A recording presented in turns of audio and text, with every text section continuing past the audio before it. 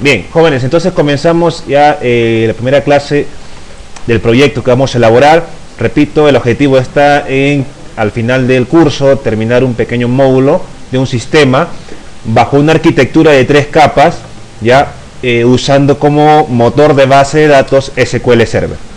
Lo que vemos acá es una arquitectura basada en capas, ya.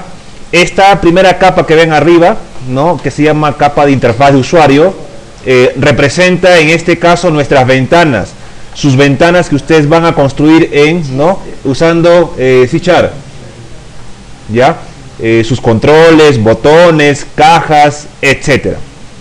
Ya, eso comprende la capa de interfaz, ya que en otros de repente en otras páginas o libros lo pueden encontrar también como UI, interfaz de usuario, o también se le llama la capa de presentación, ya, también se le llama la capa de presentación. 2, la siguiente que dice capa de negocio, esta capa únicamente se encarga, ya,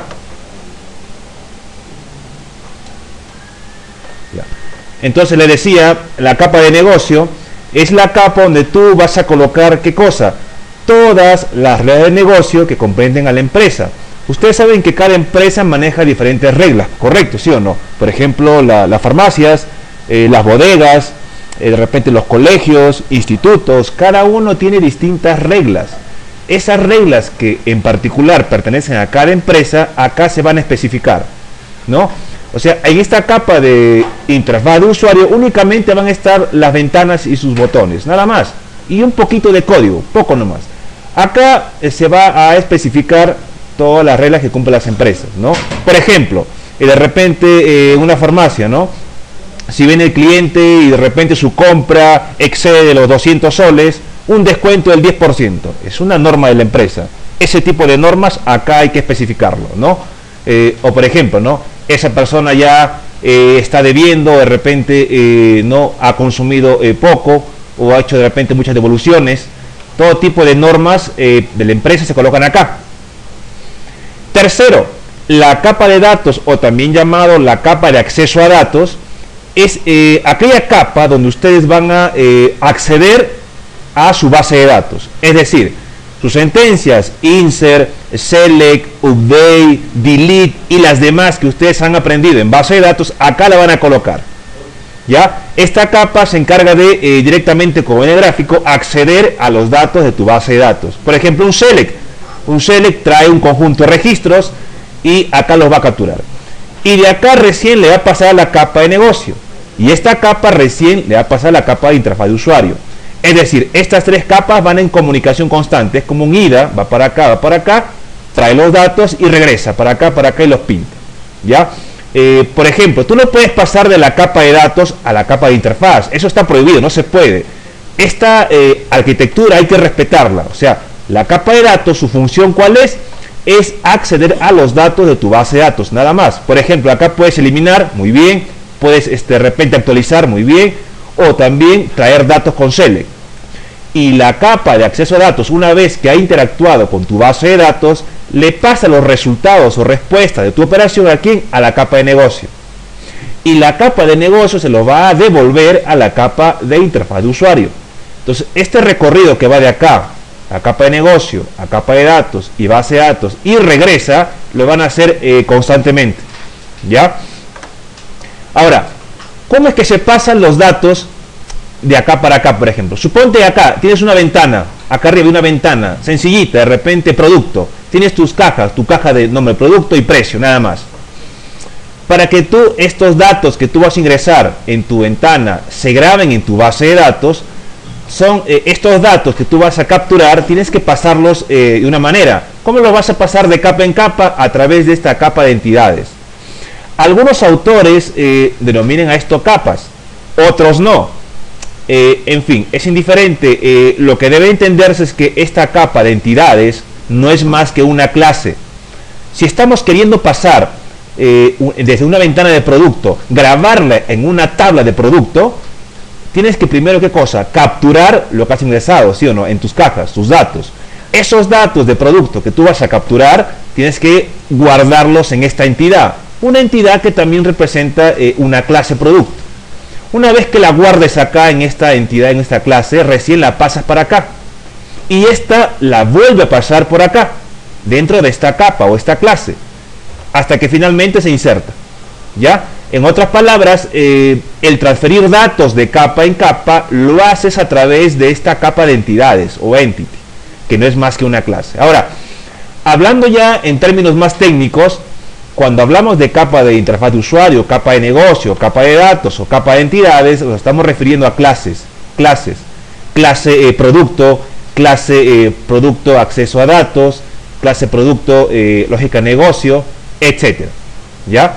Bien, entonces, dado esta explicación básica, vamos a ver acá lo que se nos presenta. Primero entender, tenemos acá una base de datos que se va a llamar Silicon, la empresa Silicon. Por el momento tenemos una tabla. Tenemos acá una tabla con sus tipos de datos. Esto ya está construido en un script.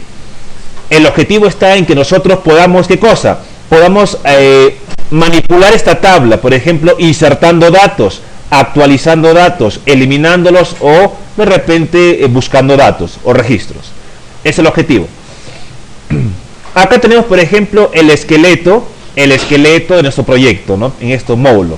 Entonces, si nosotros regresamos a la imagen y recordamos la capa de interfaz de usuario o también llamado capa de presentación, esta vienen a ser las ventanas, los formularios. Entonces vamos a dividirlo cada capa en carpetas, ¿ya? En una carpeta exclusivamente para la capa de interfaz de usuario, otra carpeta para esta capa y una carpeta más para esta capa. Aquí están, ¿ve?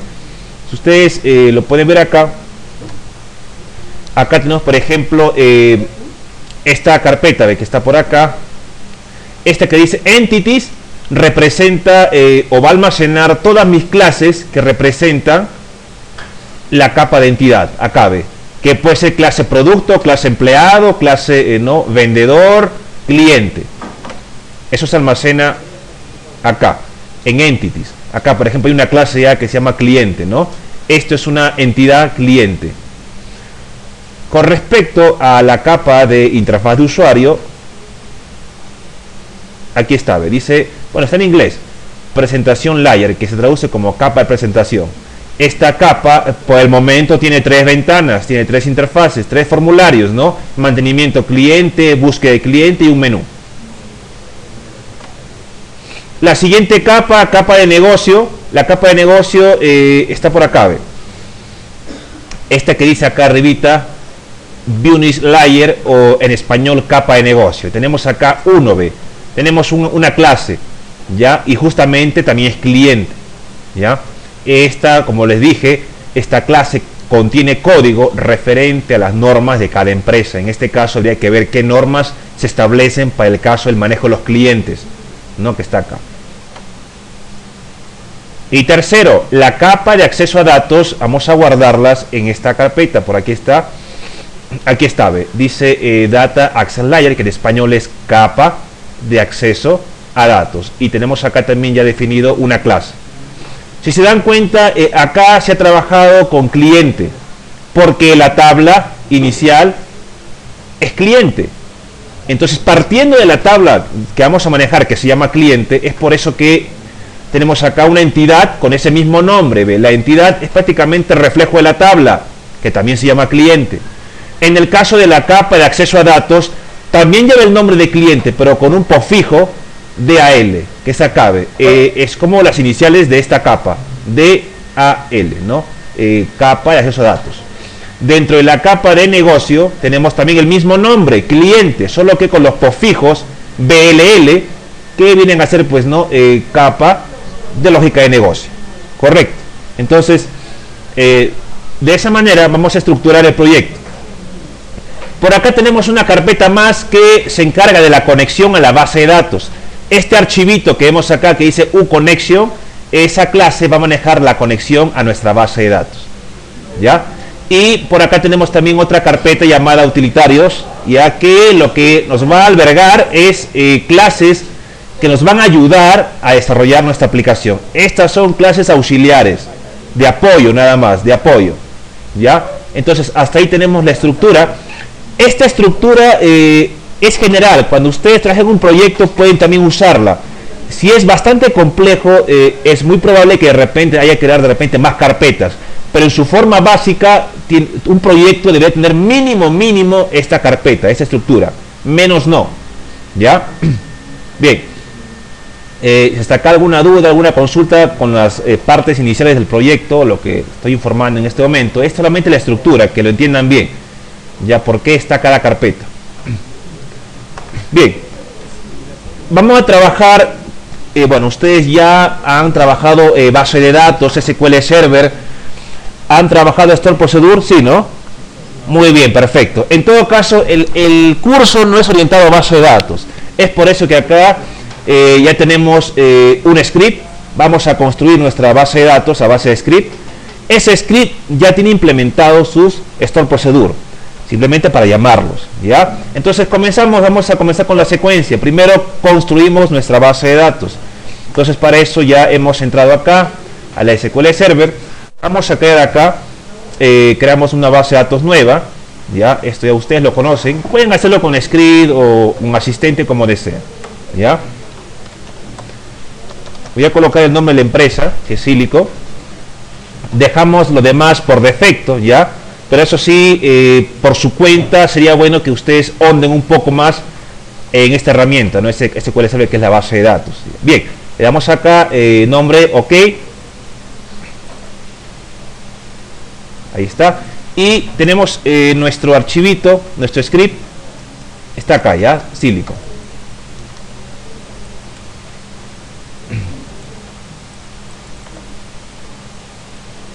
Entonces acá tienes el comando new query, ¿no? De ahí lo puedes traer. Acá tenemos un botoncito arriba, open file, lo puedes abrir de ahí y ejecútenlo. Pero tengan cuidado porque antes de ejecutarlo, miren bien dónde está apuntando. Bueno, en este caso arriba está apuntando al mismo nombre que yo he definido mi base de datos, así que no hay problema. Silico, ¿ya? Y bueno, para cerciorarnos acá también pues que apunte a Silico. Entonces acá simplemente nos colocamos acá arribita antes de use y le damos execute y esperamos un rato para que genere nuestra base de datos completa. Eso debe ser rápido, no debe durar mucho, ya que solamente es por el momento una tabla, ¿no? Ahí está, con 4 filas nada más. Y bueno, vamos acá a refrescar nuestra base de datos. Refresh. Y vamos a darle un vistazo. Ahí está nuestra tabla cliente.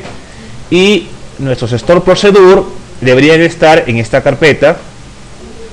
Ahí está, ¿no? Pueden mirar el código, ¿no?, de los Store Procedure para que un poquito recuerden.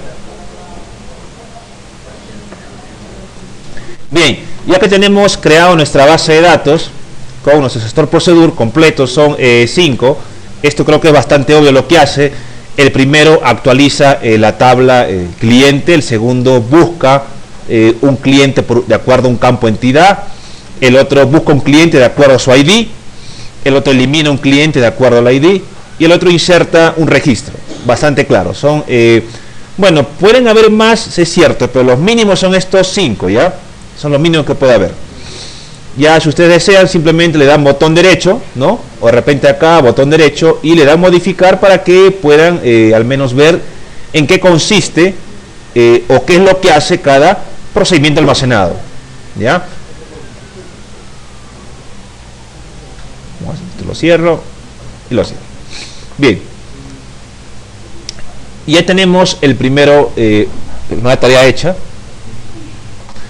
Bien, el segundo es creamos el proyecto, ¿ya? Entonces para eso hay que tener en cuenta que estamos manejando esta estructura, ¿ya? Comenzamos acá entonces, ¿ya? Creamos acá file, un proyecto nuevo, new project.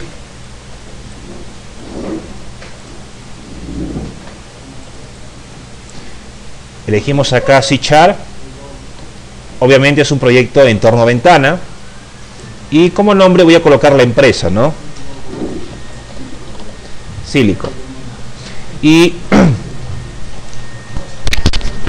vamos a darle, bueno, la ruta de su CV, guárdalo en su CV o en D.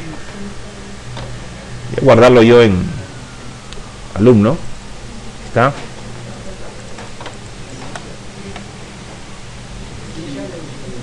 C#. Visual Basic está bien para comenzar a aprender recién programación, ¿no? Para proyectos, C# es más indicado. Bien, entonces lo guardamos, ¿no? Obviamente lo primero que se va a ver acá es la solución, ¿no? Una solución es aquella pues que engloba proyectos. Acá tenemos la solución que por defecto le ha puesto también Silicon, con un proyecto que se llama Silicon. Tú tranquilamente pues, acá de repente puedes crear un proyecto más, 3, 4 o 10 proyectos dentro de una solución, ¿no? En fin, entonces comenzamos creando nuestras carpetas, ¿ya? Acá mismo apuntamos al proyecto Silicon, botón derecho, bueno, está en inglés, ¿no?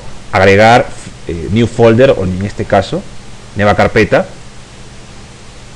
¿no? Vamos a ver, acá, bueno, acá Business Logic, faltaría acá, ¿no? Business, vamos acá.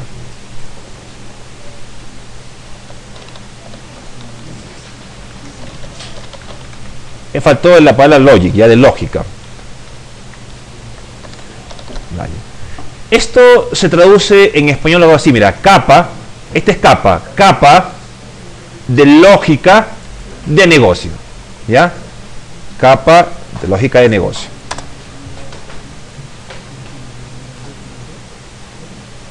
Es con una S acá. Hay que mejorar el inglés, ¿no? Ya, ahora sí, ¿ya? Y creamos las demás carpetas. Vamos a ver acá qué más carpetas tenemos acá. Carpeta Connection, ¿ya? Connection está acá, igualito.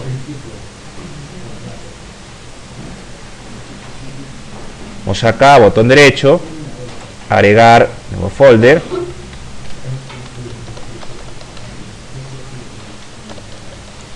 Mi carpeta para conectarme a la base de datos, a mis servidores.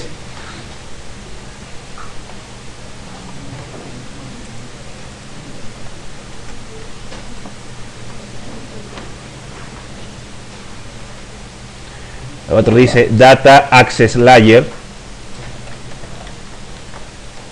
Esta vez, Data Access Layer.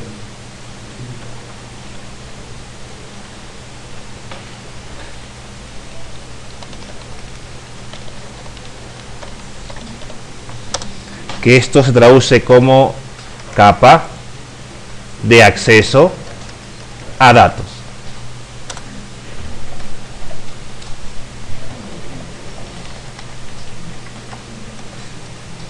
Bien, seguimos a ver.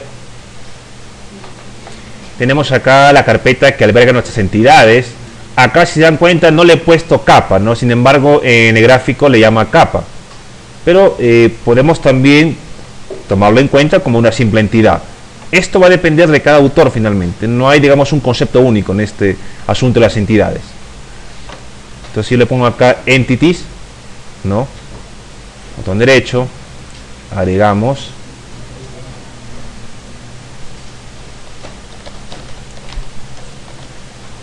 Esto se traduce como entidades.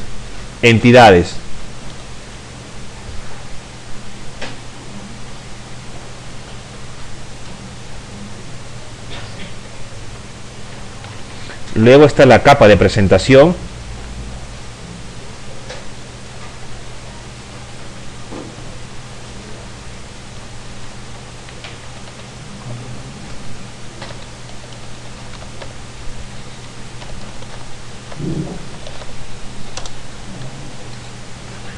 ¿No? Esto se traduce como capa de presentación.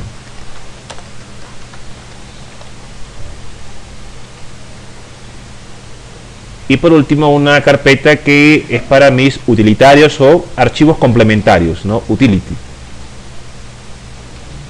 Con derecho, agregar.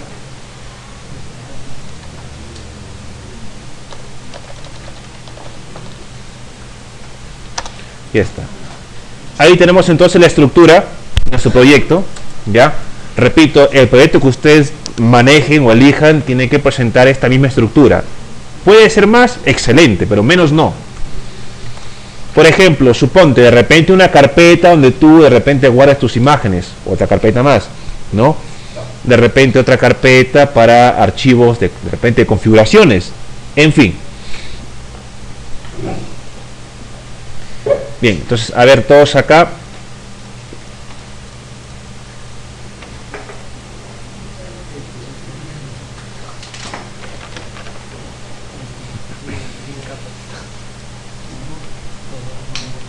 Eso no, así desordenado no, pues, ¿no?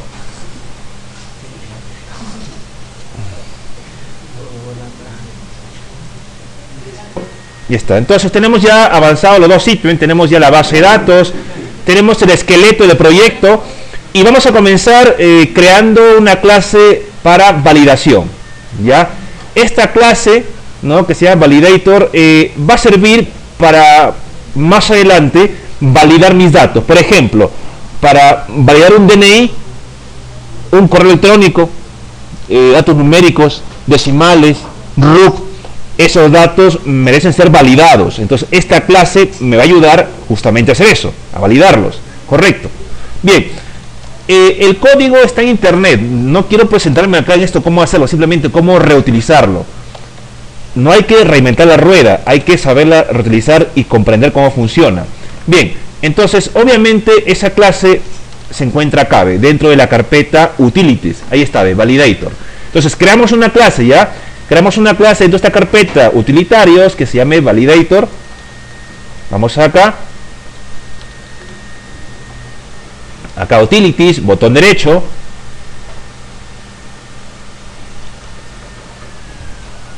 Agregar clase. Recuerden, y les repito el cansancio, que las clases comienzan siempre en mayúscula. ¿Ya? Ahí está. Por favor, escríbanlo igual para que después no haya problemas, ¿ya? Si le escriben distinto, es que de repente me llaman para corregir y después es más trabajoso. Hay que todos apuntar lo mismo para que no haya problemas. Bien, creamos nuestra clase, le damos OK o agregar, y tenemos acá. Entramos a nuestra clase, obviamente está vacía y esto pues vamos a poblarla con un código que ya está definido, y ya está definido un archivo que está en la carpeta, ¿no? Si ustedes entran a la carpeta, esas son tres.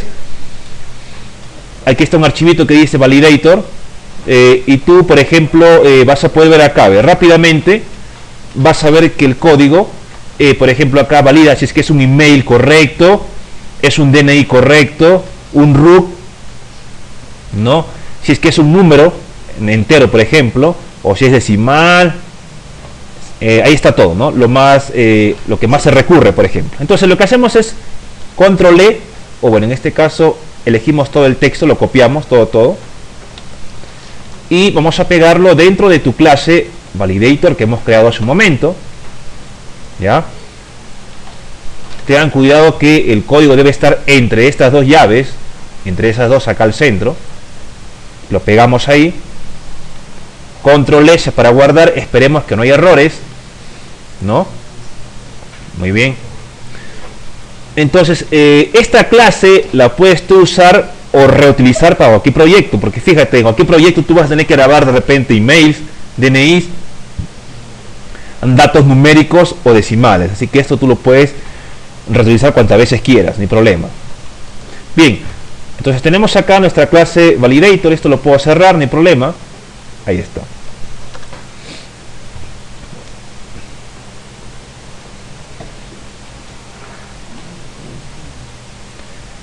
Y ya está. Primero lo primero, nuestra clase entidad, nuestra entidad. Se supone que si vamos a trabajar sobre una tabla llamada cliente, nuestra entidad también debe tener su mismo nombre, cliente. Si fuera producto, producto, ¿ya? La entidad deberá adoptar el mismo nombre que la tabla. Entonces vamos a crear nuestra entidad. Obviamente las entidades van dentro de la carpeta entidades, entities, ¿ya? Creamos acá entonces una entidad que no es más que una clase. Todos son full clases, clases y clases. Entonces creamos nuestra clase llamada cliente. Vamos acá, entities, botón derecho, agregar clase cliente o entidad. Ya saben ustedes, cuando decimos entidad no es más que una clase cliente referida a una tabla. Ya está. Bien. Acá comenzamos. Digamos que la parte un poquito más laboriosa, las partes que más te van a tomar trabajo son estas, ¿ve? Cuando tú crees tu entidad acá adentro para que lo valides y acabe. En estos dos archivos está la chamba fuerte, en la entidad y en la capa de acceso a datos. Los demás es más rápido, rapidísimos. Especialmente acá, en este archivo, en esta clase, la capa de acceso a datos, está la chamba fuerte. Bien, en la clase cliente que acabamos de crear, debemos reflejar los mismos campos de tu base de datos, perdón, de tu tabla, ¿ve? Lo mismo debes reflejarlo, ¿ya? En este caso, verás tú que los campos están separados, digamos, en dos palabras con el subguión. Cuando tú ves acá subguión, el subguión no debes usarlo en la programación. Buenas prácticas se usa en nomenclatura camello, ¿no? Entonces comenzamos acá. Si en tu tabla está un ID cliente SMIINT, ¿qué tipo de dato usaríamos acá en C#? Obviamente acá tú sabes que ya usas private, ya lo sabes de antemano, ámbito privado. La pregunta es, ¿qué dato le pongo? Porque acá está INT, muy bien, pero no está este dato. O sea, en SQL Server lo que tú le pusiste es mal INT, en C# eso no existe. ¿Qué hacemos? Hay que buscar su equivalente. Hay equivalencias entre datos de SQL Server y C# o .NET, perdón. Entonces, eso lo puedes encontrar en la documentación en línea, pero acá en la carpeta puedes abrir esta página que está guardada para ver acá, ¿ya? Abran esta página donde nos muestra una tabla comparativa entre los datos de SQL Server y .NET. Ahí está, ¿no? Entonces, por ejemplo, vemos acá, buscamos SMIINT en la columna SQL Server. Aquí está, ¿ve? Entonces, su equivalente en .NET, ¿cuál es? Ahí está, entonces, ahí está el tipo de dato. Vamos acá y lo usamos. INT 16. Perfecto. Su equivalente.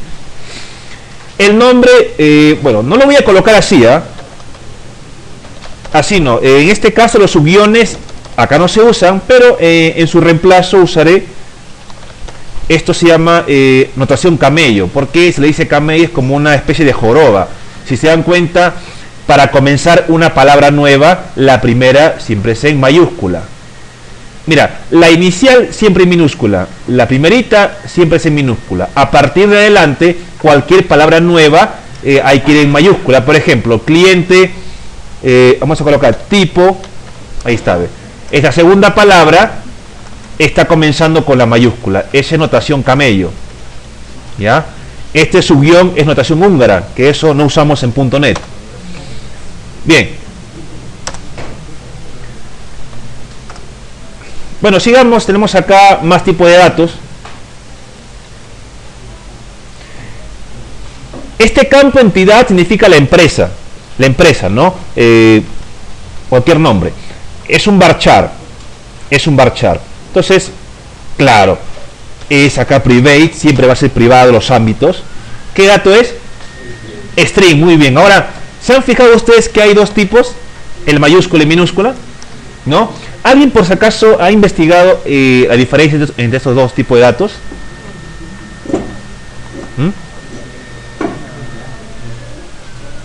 ¿Serán distintos o iguales?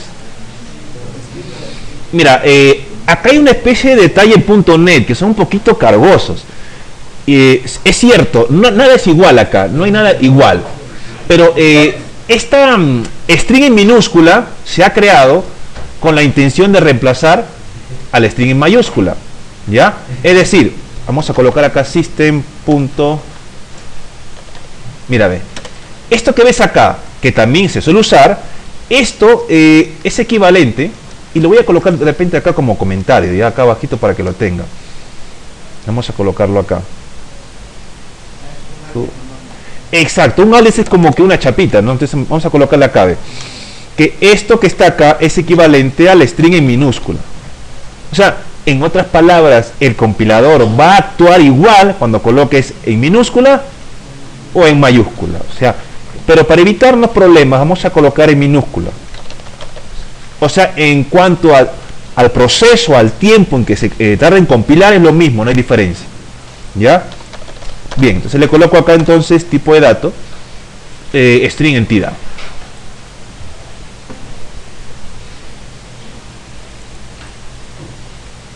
Bien, seguimos entonces con nuestra tabla. Rook, en este caso es char. ¿Qué le ponemos acá tipo de dato? A ver, ¿quién dijo char para jalar, no? Claro, se entiende porque el char pues significa acá pues datos estáticos, datos fijos, un tamaño fijo, ¿cierto? Pero el tipo varchar y el tipo char o nvarchar, escucha bien, cualquier tipo de dato tipo cadena en SQL Server en .NET lo traduces al string, punto, te ahorras problemas. Ya está. Ahora, sí, los tipos cadenas string. Ahora mira, jóvenes, acá yo les dije que siempre coloquen la primera en minúscula, ¿no? Pero en este caso, como son siglas, ya lo colocamos así, ¿ya? Bien, lo demás pueden también avanzarlo, dirección, contacto.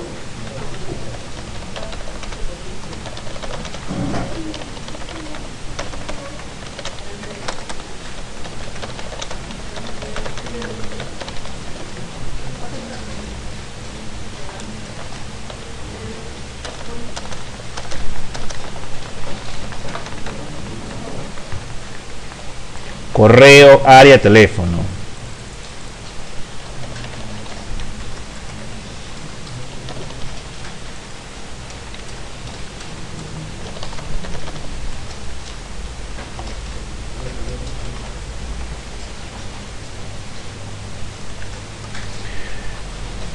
Observación y ciudad.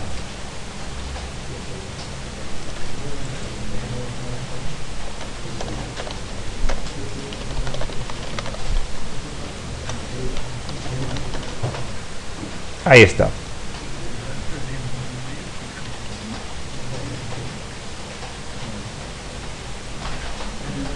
En total deberían ser 10 campos que estamos tomando en cuenta desde acá.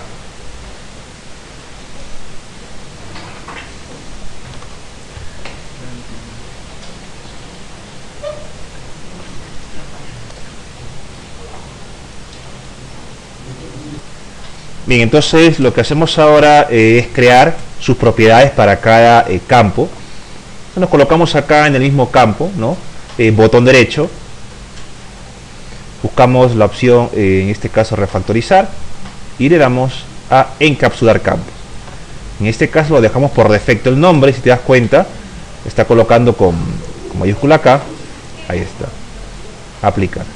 Ahora, acá, a ver, para que no haya un cruce acá en root, y a ver, para que no haya acá en root un problema, voy a colocarlo mejor así en minúscula, ya, porque si no va a repetirse acá. Ya, como para que no haya problemas, estoy poniendo acá en minúscula. Que queda así nomás. Y hacemos lo mismo para las demás propiedades.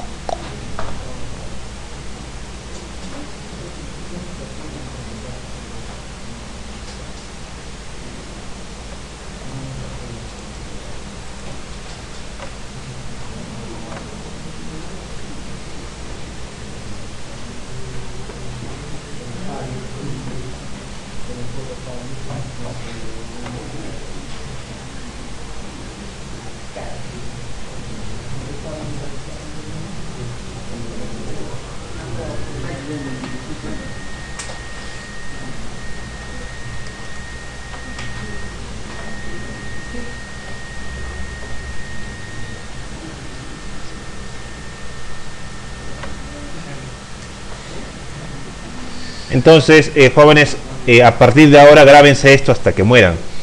Sus propiedades, y es más, si trabajan en Visual Basic, en C# o en Java, las propiedades, perdón, en este caso los campos o atributos siempre deben ser en privado, ámbito privado. Y sus métodos accesorios y modificadores como son get y set lo hacen público. Esta filosofía de trabajo se aplica a cualquier lenguaje orientado a objetos, ¿ya?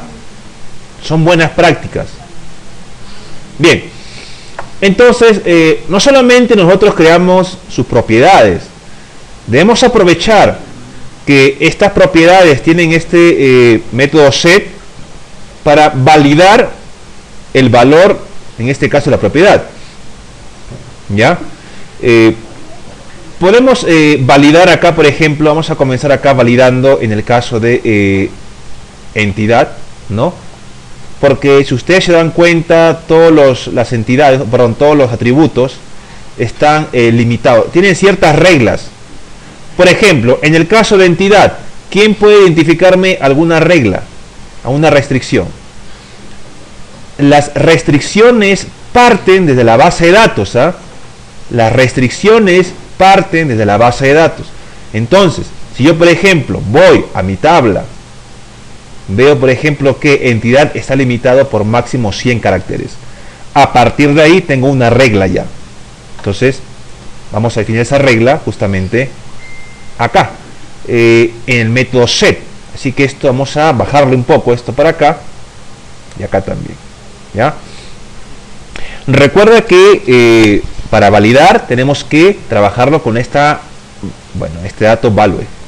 Es una variable local, vale. Entonces, acá, por ejemplo, puedo yo definir dos reglas. Una regla será que el valor de entidad no puede pasar los 100 caracteres. Es una regla. La segunda regla, y más importante aún, sería, por ejemplo, que este campo no puede quedar vacío. Tú puedes, por ejemplo, dejar vacío dirección, contacto o correo, pero esta entidad que representa el nombre de tu cliente no puede estar en blanco. Es absurdo eso. Entonces tengo acá dos reglas. Empezamos acá con la primera regla, que ese campo no puede estar vacío. Entonces, recuerda, todo tipo de validación lo hace sobre esta variable, value. Acá tienes que comprobar con value. Vamos acá arriba entonces y preguntamos, sí. ¿Cómo saber que esta variable está vacía o nula? ¿Alguien tiene una idea? Recuerda que esta variable value es string. Una forma es esta, ¿ve? Si value es igual a, ¿verdad? A vacío. Es un poquito, mira, mons esta forma. Vamos a la forma más profesional, ¿ya? Vamos acá, string, punto. Esta es la forma profesional, ¿ya?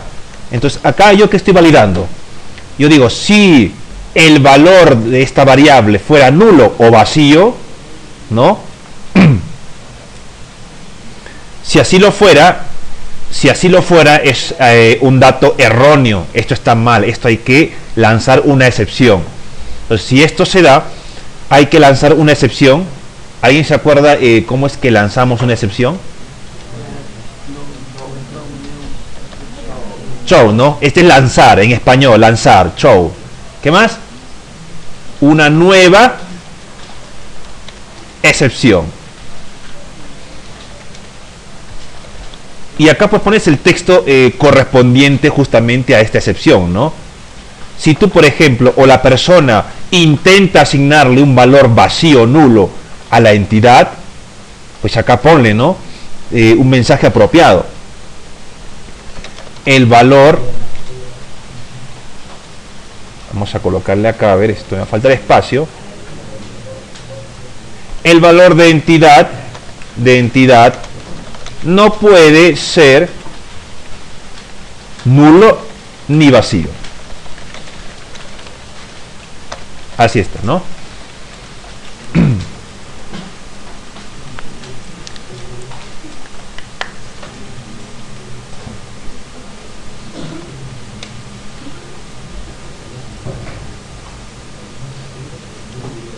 Y así podríamos escribir más y más reglas. Esta es una, la principal. La segunda regla sería, por ejemplo, que el valor, la longitud de esta variable value, que viene a ser la entidad a final de cuentas, no puede exceder de los 100 caracteres.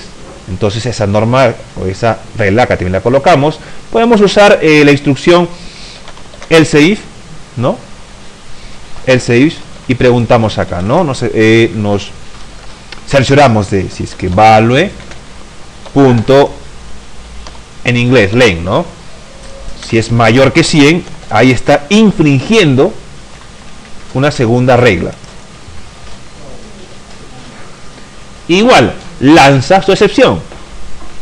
Cópialo y pégalo, ese código que está arriba si quieres. Lo copias y pegas, pero cambias pues tu texto, ¿no? Tu mensaje.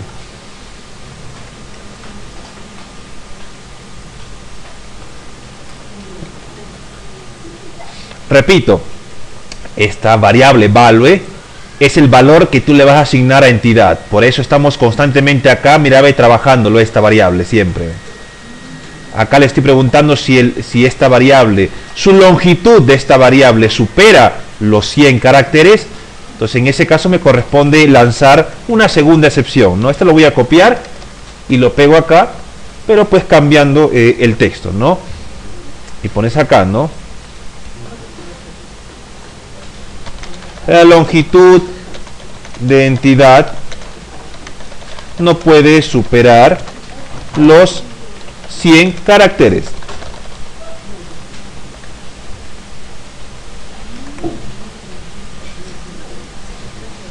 La longitud de entidad no puede superar los 100 caracteres. Y así puedes colocar else if, 1, 2, 3, 4, 5 reglas según sea el caso.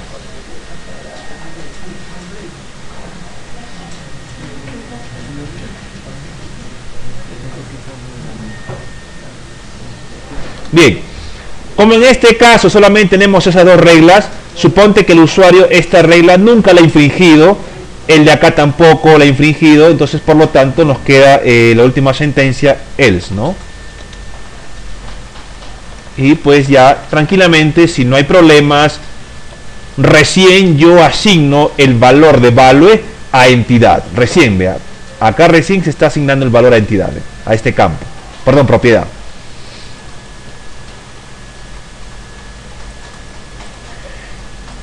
De igual manera tendríamos que hacer lo mismo para los demás campos, ¿ya? En el caso de root, supongamos que el root no sea, digamos, obligatorio ingresarlo. Puede quedar de repente en blanco por mientras. Pero el nombre no, pues la empresa no puede quedar en blanco. El root, dirección, todos ellos pueden quedar en blanco, no hay problema, para después de repente llenarlos en la base de datos. Bien, vamos a root entonces, igualito acá al método set.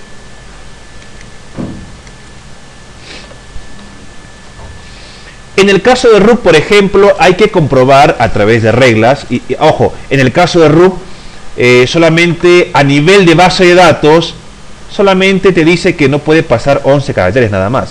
Pero hay muchas reglas más que acá no se definen. Por ejemplo, el root está formado por dígitos, y eso acá no se define, ¿eh? Ojo. Entonces, hay muchas reglas, algunas de ellas se definen en la base de datos.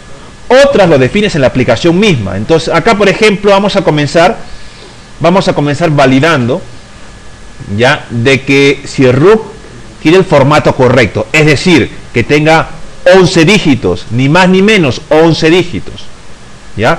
Entonces, si tú recuerdas, hace un momento hemos implementado una clase para validar que está por acá, ¿no? Y vamos a ver acá tenemos un método. Aquí está, mira. Ya está ya. Este método se encarga de validarte si es que el texto, la cadena, tiene dígitos y son 11, ¿no? Esto ya está. Acá lo vaya a analizar, ¿no? Entonces lo que yo hago es usar este método para validar el valor de un root, que sea correcto su formato. Entonces lo que hacemos es, regresamos acá al cliente, estamos acá, y pregunto, ¿no? If. Y uso mi clase validator, ¿no? Que está con mayúscula.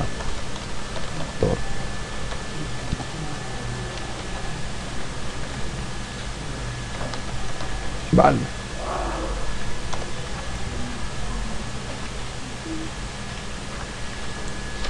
Uso la clase validator, ¿no? De frente. Es un método isRoot, o sea, si es un root. Y bueno, este error es porque recuerda que esta clase validator se encuentra en una carpeta ajena a la actual, ¿no? Mira, ve. Actualmente yo estoy trabajando en esta clase cliente. Mira, ve, estoy en cliente, clase cliente, que se encuentra acá, en esta carpeta, cliente. Pero la clase que estoy usando, que está de acá, se encuentra en otra carpeta distinta, ajena. Es por eso que acá hay este error. Lo que debo hacer es agregar acá arriba, ¿no? Y un using para referenciar a esta carpeta que lo contiene, que es utilities. Pero eso tranquilamente lo hacemos automáticamente. Nos colocamos acá, buscamos esta rayita, este botoncito, ahí está, ve, using la carpeta, ahí nos dice pues que vamos a usar la carpeta utilities para referenciarla. Le damos un clic y al darle un clic vamos a ver que arriba,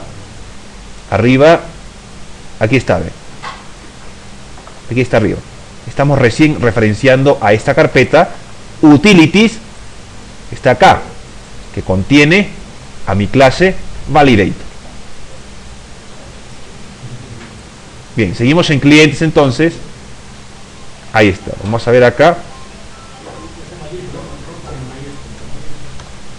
Ahí. Ya, mejor lo hago así. Tiene que aparecer acá is todo root. Ya, muy bien. Ahora, acá es un detalle, ¿ya? Pregunto yo, acá estamos buscando el error, ¿cierto? En todas las validaciones se busca el error, o sea, lo que está mal. Acá, por ejemplo, es una falta a su restricción, que sea nulo. Esto es otra falta a su regla, que pase de 100. Acá también yo deberé identificar si es que realmente está bien o está mal este valor. Entonces, acá, recuerda que la función llamada isRoot te devuelve el valor de true. Todo eso te retorna true o verdad, siempre y cuando este valor sea correcto, sea un root correcto. Pero si el root es incorrecto, tiene una letra, o sea, un formato inválido, eso te retorna falso, ¿no? Repito, si está bien el root, te retorna el método true. Si está mal el root, formato te retorna falso. La pregunta es, si esto estuviera mal, esto me retorna falso, ¿no? Falso. Y si esto es falso, nunca entraría al if finalmente, al bloque, ¿no? Repito, esto así como está, no está cumpliendo bien la norma. Este valor que es el root, cuando esté mal, porque a mí me interesa capturar cuando esté mal, no cuando esté bien. Entonces, cuando esto esté mal, todo esto me retorna falso. Entonces, a mí me conviene que esto cuando retorne falso, o sea, cuando sea mal, entre a este bloque. Por lo que yo le pongo acá, lo niego. Ya lo estoy negando. ¿Qué significa? Que cuando este valor sea un root erróneo, sea un root mal escrito, todo esto me retorna falso, justamente porque está mal escrito. Y para que entre al bloque, a este falso lo convierto en verdadero. Así entra al bloque. Ya, en otras palabras, la pregunta sería, pues si el root es incorrecto, ¿no? Porque acá está el negado. Si el root es incorrecto, entonces en ese caso me corresponde lanzar una excepción. Acá arriba lo puedes copiar, la excepción vamos a repetirla, así que lo copias y pegas nomás.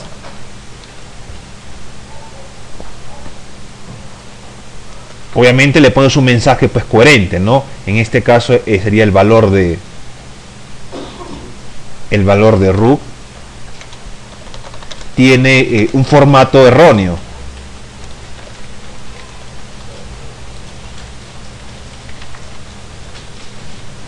Tiene formato erróneo o equivocado, en fin, ¿no? El mensaje depende de ustedes, ¿cierto? ¿No? Por ejemplo, si alguien ingresa un root con una letra, se lanza esta excepción. Alguien ingresa un root con 3 dígitos, se lanza esta excepción.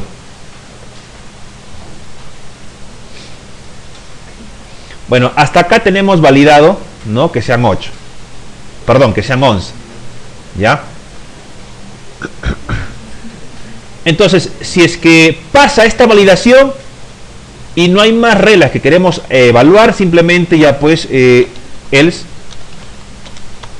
recién le asignamos el valor de value a root. Una vez que pase esta evaluación. Si pasó esta evaluación, a buena hora. El root está bien.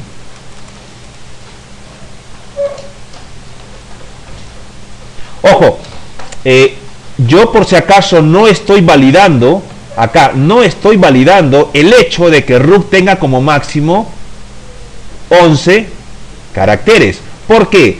Ya no estoy validando este detalle porque esta validación ya se encuentra definida en el método isRoot. Si ustedes, por ejemplo, entran acá al método isRoot, se van a dar cuenta que el método isRoot acá adentro ya valida su longitud. Ya lo valida.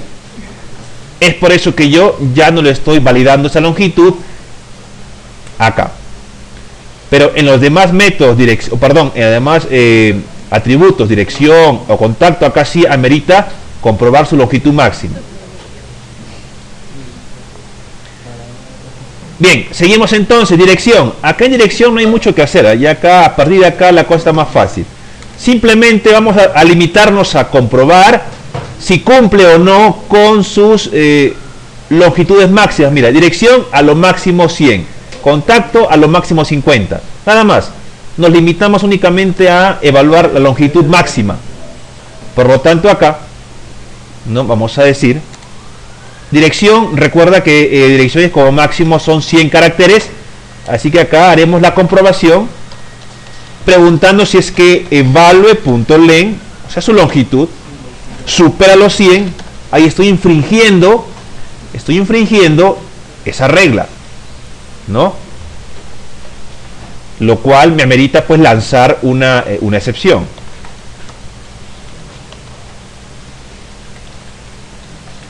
Bueno, eso de acá nomás lo voy a copiar su excepción.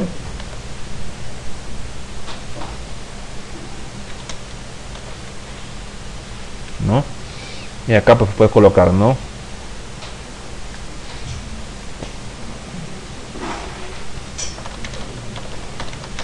La longitud de dirección no puede sobrepasar los 100 caracteres, ¿no?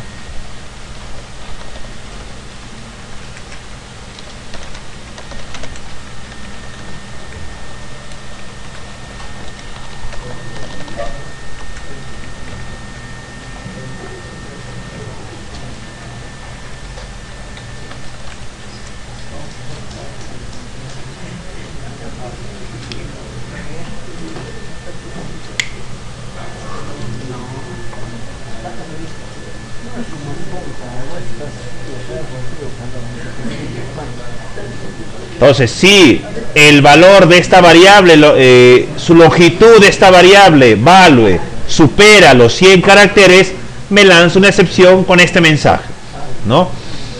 Pero si supera esta validación tranquilamente, entonces no nos queda otra que recién asignarle el valor de value al campo dirección. Ya está.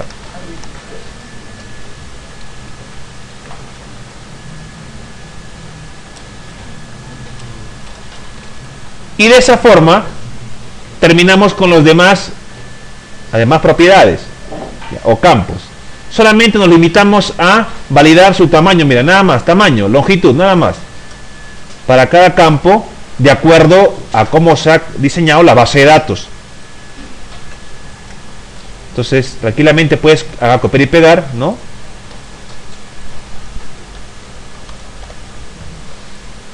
Vamos a contacto igualito.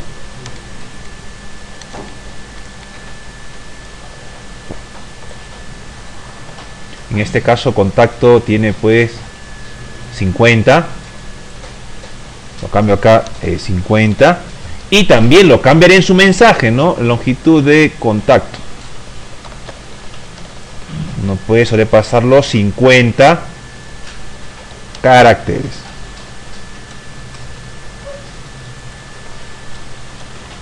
¿No? else.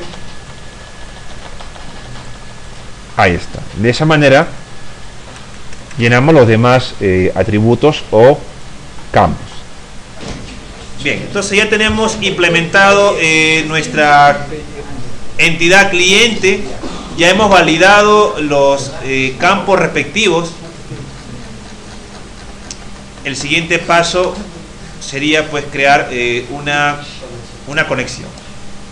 Esta conexión pues obviamente es hacia nuestra base de datos que ya está generada, está creada, ¿no? Para eso usamos esta interfaz llamada Data Source, ¿no? Que lo puedes encontrar, si no está, a veces no está pues acá a la mano, entonces lo puedes encontrar, mira, ve, menú Vista, View, Other, Windows, y aquí está, ve, Data Source, ¿no? O bueno, vamos acá, ve, View,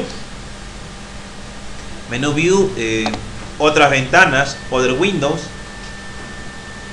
y acá arribita está como segundo, Data Source.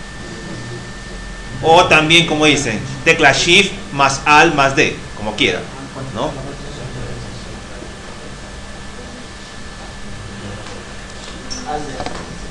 Aquí está. A ver, ¿para qué hacemos esto? Mira, a ver. Esto, lo que vamos a crear es vamos a conectarnos a nuestro servidor de base de datos. ¿Para qué? Se supone que cuando nosotros queramos accesar de la capa de datos, de esta capa a nuestra base de datos, hay que hacerlo a través de una conexión, pues. Esa conexión, ¿qué datos lleva? Ustedes se acuerdan, ¿no? ¿Qué datos lleva la conexión? Dirección del servidor, o el IP, o el nombre de la máquina. Lleva el usuario, lleva el password. Esas credenciales deberemos nosotros usarlas cuando queramos conectarnos de la capa de datos a nuestra capa, a nuestra base de datos. Es justamente esta conexión o esta cadena de conexión la que vamos a crear en este momento. A ver, usamos un asistente, ¿ya? A ver, vamos acá entonces, todos, no se distraigan. Vamos acá al botoncito más. Ahí está. Obviamente es la primera database, database. Siguiente.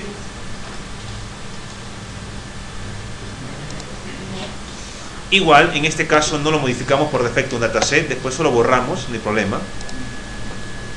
Acá muy importante, acá vamos a crear nuestra cadena de conexión. Por ejemplo, no hay nada todavía, no hay problema. Creamos acá botón nueva conexión, porque todavía no hemos creado nada, no existe. Obviamente acá eliges con qué motor trabajamos. SQL Server, obviamente, ¿no? Este de acá.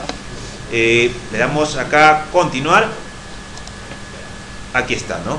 Primero, acá colocarás el servidor. Por ejemplo, el IP, pues el IP puede ser el nombre de la máquina. Como en este caso vamos a conectarnos a nivel local, localhost, podrías colocar acá, por ejemplo, localhost. Es una alternativa, localhost, porque es en tu máquina local.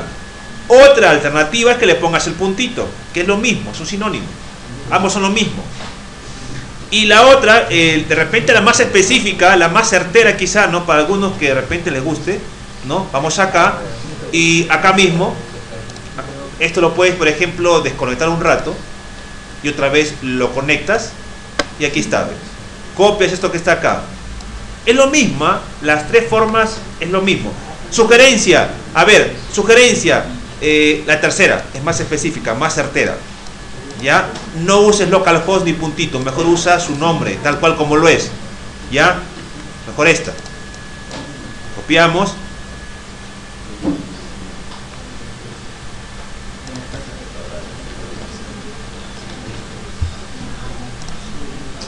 Equivocado en la clave. Bueno, después la otra. Pego acá. Y acá pues, ya, pues ustedes saben, SA, ¿no? Continental.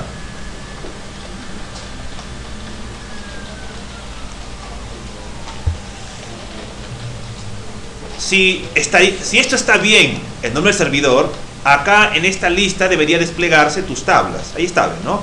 Y pues la tabla que yo voy a usar, perdón, la base de datos que voy a usar es Silicon.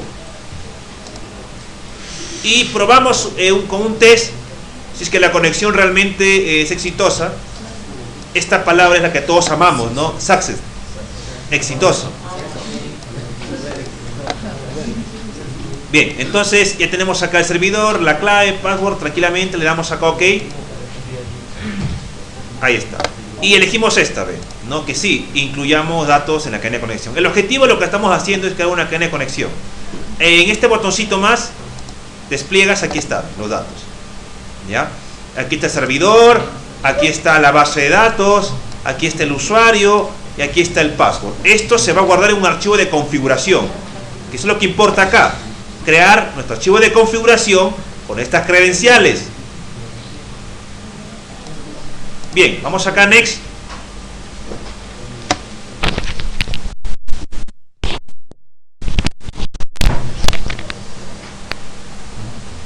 Esto le puedes cambiar de nombre, pero dejémoslo ahí, no hay problema. Es como una variable, tranquilamente. Acá, en este caso, elige cualquiera porque es solamente esta opción. Después esto se va a eliminar. Voy a elegir tablas, ya está, no hay problema. Tablas. Finish.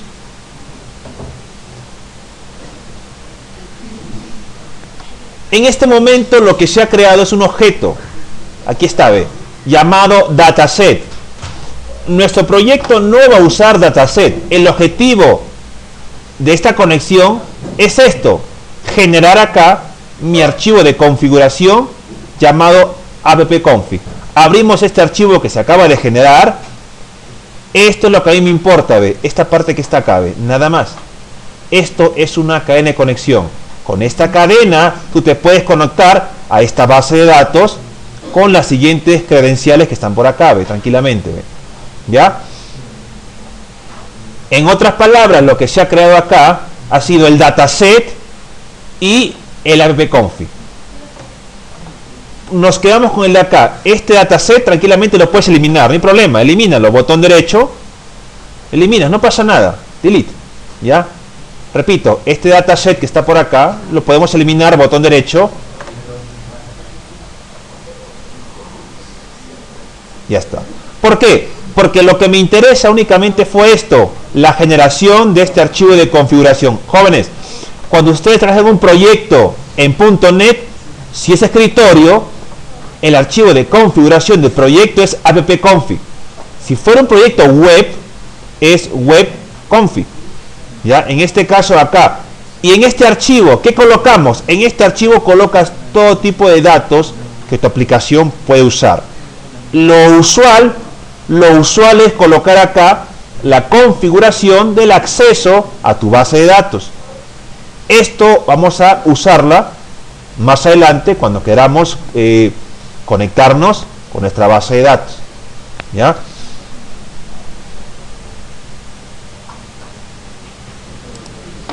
Bien, entonces, en resumen, lo que hemos hecho hasta ahora es crear,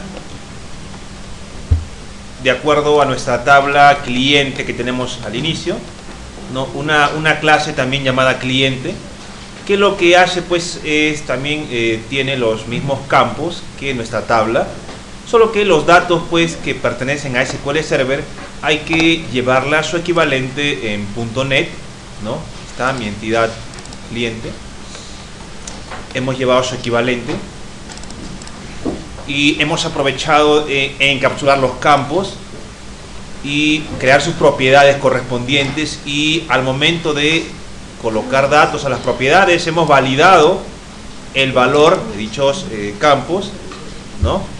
Estas validaciones van a depender de nuestra base de datos, por ejemplo, de acá mismo a longitudes máximas, y en uno que otro caso distinto va a depender también del campo mismo. Si es que es RUB, por ejemplo, es DNI, ¿no? Para ello tenemos acá una clase validator que nos ayuda, por ejemplo, a validar campos de que únicamente sean números enteros, únicamente sean decimales también, o RUB o DNI, o quizá email. Entonces, eso es lo que hemos trabajado acá en nuestra entidad cliente. Entonces recuerda que las entidades que tú vas a sacar en tu sistema van a partir de tus tablas. Por ejemplo, una tabla producto, tu entidad producto, y los campos son los mismos, casi siempre. En algunos casos, los campos en tu aplicación van a superar, van a ser más campos que los que tengas en tu tabla, ¿ya? En algunos casos nomás. Por lo general es lo mismo, es como que tu tabla se refleja en tu entidad, ¿ya? Viene reflejada acá, en su estructura. Luego, como hemos explicado, para conectarnos de la capa de datos a la base de datos necesitamos una configuración, una cadena de conexión. ¿Cómo nos conectamos? ¿Con qué usuario? ¿Con qué clave? ¿Dónde está nuestra base de datos? ¿Cómo se llama nuestra base de datos? Esas credenciales, esos datos, lo tenemos almacenado en el archivo de configuración llamado appconfig, que está por acá, ¿no? Que esto pues lo hemos generado automáticamente cuando creamos una conexión nueva desde acá, ¿no? Se nos creó también un objeto dataset acá abajo que pues como no lo vamos a usar, lo hemos eliminado tranquilamente. Y nos hemos quedado únicamente con este archivo de configuración, que es lo que importa más, ¿no? En este archivo de configuración tenemos una sección llamado cadena de conexión, la cual acá me especifica, tiene un nombre esta cadena de conexión, ahí está un nombre. Esto lo puedes cambiar tranquilamente, no pasa nada, es como una variable, lo puedes cambiar. Puedes de repente colocar uno más pequeñito. Y aquí está, ¿no? Esto es lo más importante, las credenciales. Por ejemplo, acá tú especificas a qué servidor te vas a conectar. Acá, por ejemplo, puede ser IP. Suponte que tu servidor esté en otra máquina, en un entorno de red. Tendrías que conocer el IP de esa máquina donde se encuentra instalado el servidor de base de datos y colocar acá su IP, ¿no? O por ejemplo, si está en tu máquina localhost, ponle acá localhost. Esto representa el nombre de la máquina donde está instalado tu servidor SQL Server. Esto puede cambiar, sí, esto puede cambiar. Luego, más acá tenemos el dato, que es el campo base de datos, ¿no? Catálogo inicial es como la base de datos. Se llama Silicon, ¿no? Esto puede cambiar, sí, también podría cambiar tu base de datos. De repente le cambias de nombre, etcétera. Luego tenemos el usuario, que estamos manejando el usuario SA con el password Continental, ¿ya? Entonces, esta es la forma. Allá, y acá, por ejemplo, se está especificando el proveedor. Una forma de manejar una base de datos SQL Server es a través de su proveedor, que está acá. Si, por ejemplo, estamos trabajando con una base de datos Oracle, esto cambiaría. O si de repente trabajamos con Access, el proveedor varía. El proveedor es el driver que me permite manejar o manipular esa base de datos, ¿ya? Entonces esto, por ejemplo, va a depender mucho de qué base de datos tú elijas para trabajar, ¿ya? Y bueno, acá están los datos de la configuración del proyecto. Acá estamos usando el framework 4.0, por ejemplo. A ver si vamos a ver acá. Perdón, 4.5, ¿ya? Esto ten cuidado, lo vais a modificar. Si esto lo cambias, va a haber errores, ¿ya? Esto hay que tener mucho cuidado cuando manipulamos este archivo de configuración, que es prácticamente el corazón de nuestro proyecto, ¿ya? Bien.